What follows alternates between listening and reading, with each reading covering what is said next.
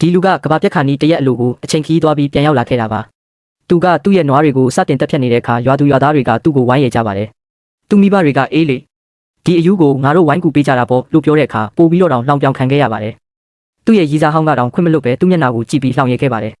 နေ့မှရှိသမျှအကုန်ရောင်းရင်တောင်ငါ့ကိုတောင်းရမ်းဖို့တန်ဖိုးပေးနိုင်မှာမဟုတ်ဘူးတဲ့ပြီးတော့သူမကမြို့တော်ကအကောက်ကြံများတဲ့စီးပွားရေးသမားအတစ်ဆက်ဆက်သူတို့သားလောင်းနဲ့အတူထွက်သွားပါတယ်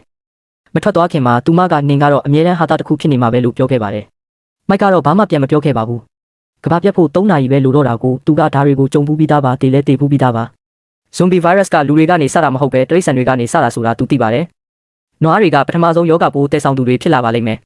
သူဘာမှမစင်စားတော့ပဲတားတက်သမားကိုခေါ်ပြီးအသားအလုံးကိုဈေးဝက်နဲ့ရောင်းချလိုက်ပါတယ်ရလာတဲ့ပတ်စံတွေနဲ့မျိုးတဲကိုအမြန်သွားပြီးလက်နက်တွေရိတ်ခါတွေနဲ့အသက်ရှင်ဖို့လိုအပ်သမျှအကုန်ဝယ်ခဲ့ပါတယ်မထွက်သွားခင်မှာသူ့မိဘတွေကိုတကားတွေအကုန်ပိတ်ထားဘသူအတွက်မှတကားမဖွင့်ပေးနဲ့လို့မှာခဲ့ပါတယ်အပြန်လန်းမှာသူ့အကိုကိုဖုံးဆက်ပြီးချမ်းကိုအခိုင်အမာကာယံခိုင်းခဲ့ပေမဲ့တခုခုတော့မှားနေပါတယ်သူ့ညီမလေးကတက္ကသိုလ်ကနေအခုထိပြန်မရောက်သေးပါဘူးအရင်ဘဝတုန်းကဆိုသူမကအိမ်ကိုရောက်နေရမှာပါငါရဲ့လုပ်ရက်တွေကအနာဂတ်ကိုပြောင်းလဲပစ်လိုက်ပြီလားစဉ်းစားနေဖို့အချိန်မရှိတော့ပါဘူး